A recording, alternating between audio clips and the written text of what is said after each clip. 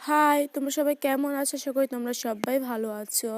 তো আমার এই যে দেখতে পাচ্তেছো আমার এই গোলাপ ফুলের গাছটা, এই গাছটা যখন নিয়ে এসেছিলাম তখন এটার মধ্যে মাত্র 4-5টার মতো ডাল ছিল। আর এখন দেখো গাছটা পুরো জোপালো হয়ে গেছে। আর দেখো এটার মধ্যে ফুলও ফুটছে। তো আজকে আমি তোমাদেরকে দেখাবো যে এই গাছটার মধ্যে আমি কি খাবার দিই। তো আজকে আমি ফার্স্টে যে কোনো খাবার দেওয়ার আগে তোমরা ফার্স্টে যে কোনো টবের মাটিটাকে ফার্স্টে তোমরা এভাবে করে খুঁড়ে নিবা। তা না হলে কিন্তু খাবারটা ভালো মতো করে যাবে না। তো সুন্দর মতো করে এটা খুঁড়তে হবে।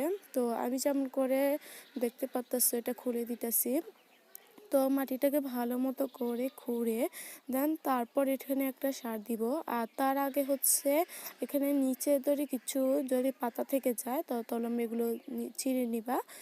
চিড়ে নেওয়ার পর এখানে আমি আর একটু খুঁড়ে নিতেছিলাম, কারণ আমার মাটিটা আজ অনেক দিন পর্যন্ত খুঁড়ি নাই, তাই একটা শক্তই হয়ে গেছে। তো দেন তারপর এই যে দেখতে পাচ্তেছো এটা সর্ষের খোল, কিংবা তোমরা যেটাই বলো না কেন, এটা আমরা সর্ষের খোলই বলি। তো এটাকে আমি দিয়ে দিব এটাতে।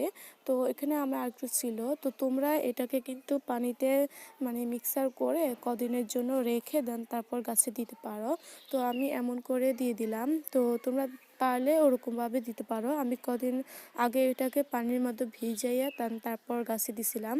দেন তারপর এটার মধ্যে ভালো মতো করে টব ভর্তি করে পানি দিয়ে দিব। তো সবাই ভালো থেকে সুস্থ থেকে অবশ্যই চ্যানেলটাকে তোমরা সাবস্ক্রাইব করে দিও। আজ এই পর্যন্ত, পরবর্তী